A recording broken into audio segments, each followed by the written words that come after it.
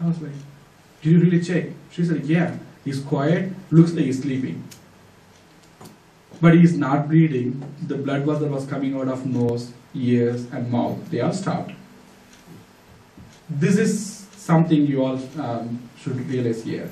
He was sent home, right, without any medicine, no intubation, right? Absolutely nothing, not even a tablet like Motrin. Absolutely nothing. He was not on IV, so he was dying even for hunger too. He was probably pretty sure he was dying for all the things. Absolutely nothing. The hospital which said, CMC hospital, if you all go and Google it, you will find the beauty of the hospital. The hospital said he's not going to make it even if they put it in ICU. No treatment given, absolutely nothing happened, right? All the bleeding stopped.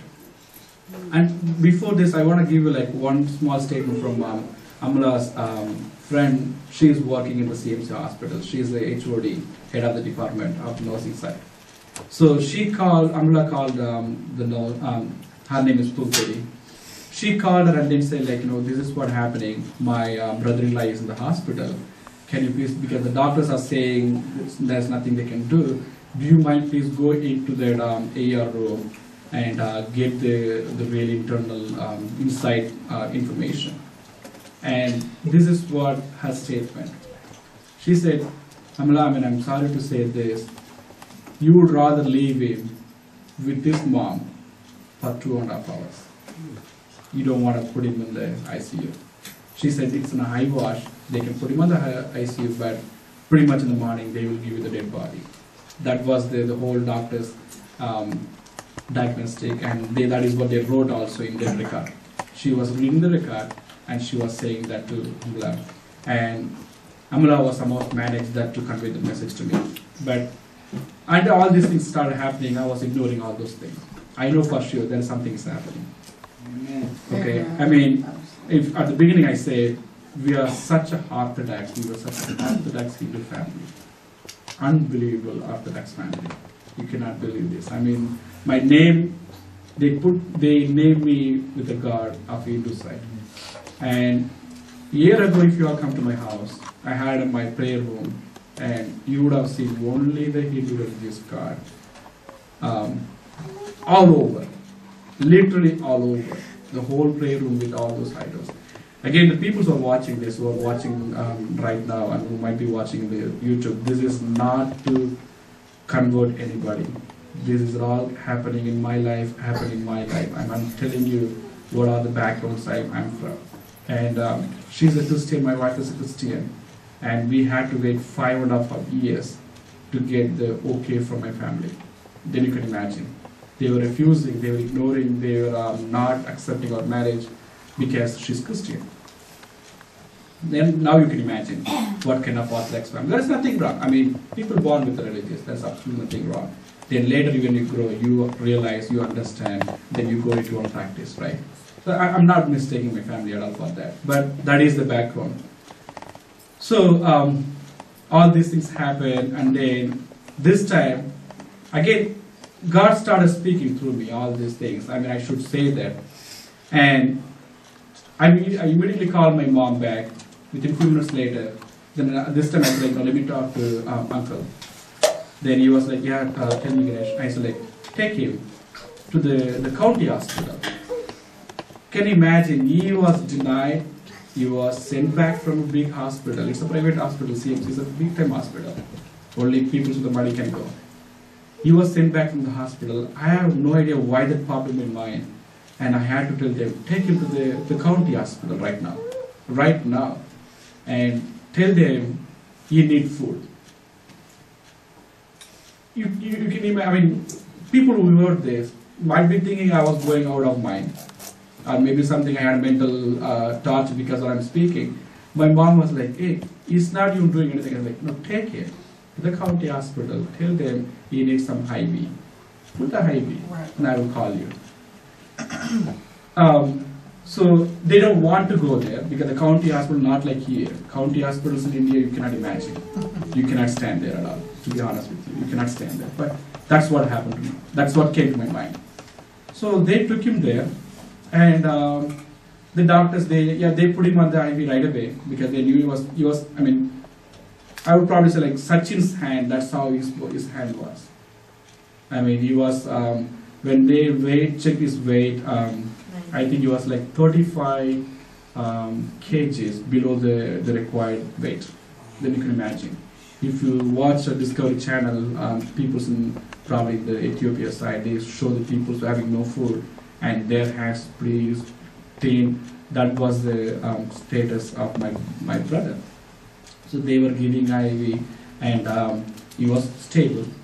At least he was there for a day or two.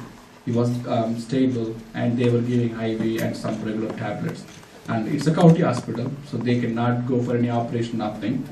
They didn't even worry about he was bleeding before. He had a 2-time seizure, and they did not do anything at all. Just kind of like, go to the county hospital, they give you something to leave. So that's what they were giving. At the same time, on the same day, I got a call from the travel agent. He's like, "Sir, we have a ticket for you." I was like, "What?" He said, "Yeah, we have a ticket for you. But you got to go through a couple of practice." I was like, "I don't care." So they said, like, "Yeah, you need to go from Atlanta to Washington, DC to Kuwait, and then Kuwait to India." I was like, "Fine." So they gave me a ticket, I paid the money, and guess what? Everything was on time, unbelievable. I went to DC, there was nothing delay, no delay, they boarded me, I went to Dubai, outbound was Dubai. I went to Dubai, absolutely no delay, on time, everything was on time, though there was no issue at all, and I reached Chennai, that's the airport, and my uncle picked up. This time, before these things happening, on the day before I was I was leaving the state, Sachin wanted to go for a restaurant. You want to spend time with me in the restaurant. So we went to the White Saver. And I was, in my prayer times, I was making some of the requests. If you hear this, you might be pretty silly now. I was saying, I was asking God that, back in India, in the morning time, getting the newspaper and then reading the newspaper with a cup of tea. It's unbelievable, awesome experience. Okay. Outstanding. I mean, when we were together, I was from a pretty normal family. So for us, like 4 people, my mom and my elder brother, my elder sister, and my co-brother, my twin brother, or 4 of us, so 6 of us, and then every day morning we get the paper and we fight for the paper, and we want to read the paper and the tea. I really don't know what happened. It's been almost 10, 11 years since I left the country. I didn't even read a newspaper since then, 1 or 2 times. This started happening. I was like, God, when I go to India, I want Gopi to read newspaper with me. I want to have a tea with me. I want him to have a tea with me, and I want him to read the newspaper, and I want to share the newspaper with him. Sounds pretty silly, but I was asking. Then when we were eating the White Saver, we were ordering all those things because, kids, they like chicken, all those things. I was pretty guilty in my mind because I'm pretty sure because he was not able to eat anything there, for sure. But then we do pray every time before we eat. In my mind, I was asking God, when I go to India, I want Gopi to have the same food what I will be having there. So that was my second request. So one request, I want him to read the newspaper with me, having a cup of tea with me. Second request was, I want him to have, whatever the food I will be having, I want him to have the same food. That was 2 requests. I did not disclose this to anybody. I was afraid, to be honest with you, I was afraid to even tell my wife. Because if something goes wrong, right, then you feel ashamed.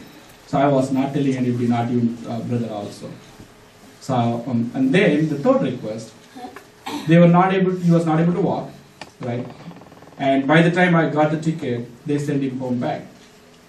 Because the moment he started gaining the strength, little bit of strength, he was going violent basically. He was not quite sure what was happening that time. So the doctors in the county, they said, no, we cannot keep him here because he's risky to the other patients here. So they sent him home. And they actually carried him back to the home. He was not able to walk, right? He was not able to stand. Absolutely nothing. Someone has to help him to brush. And they were afraid to even change the clothes for him. That kind of pretty nervous situation. When I heard all those things, there was